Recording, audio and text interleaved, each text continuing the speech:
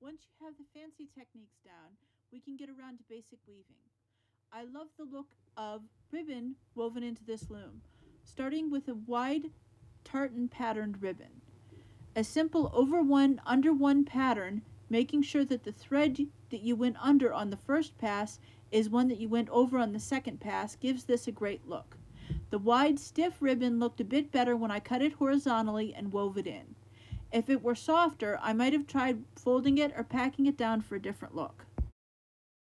Next, I used tapestry thread. Taking off a large length, I put one end through the loom in an over-under pattern, leaving a bit of tail hanging out on the end.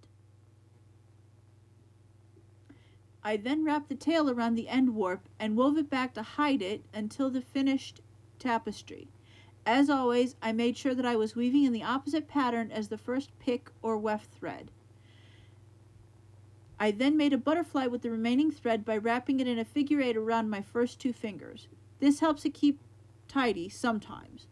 Simply weaving back and forth, you can make a section of color. Experiment. Use more than one color when you're weaving. Use things that you find around the house. Hang beads and paper clips from your tapestry. Use sticks and leaves for a nature tapestry. This is your own creation. There is no right or wrong way to create a tapestry, simply your way. If you want a dense tapestry, you are going to want to ensure that you have pushed your weft down as tightly as you can and woven very tightly. Your weft will expand to encompass the warp loops, and if you have not woven tightly or used raya knots on either end, then your tapestry can start to look a little loose. Taking your tapestry off the loom is as simple as slipping the loops off of the end of your loom and securing the 2 loose ends. You can weave your warp ends up through your weft and tie them to the warp loop next to them, glue them, basically any way that you can think of to secure them.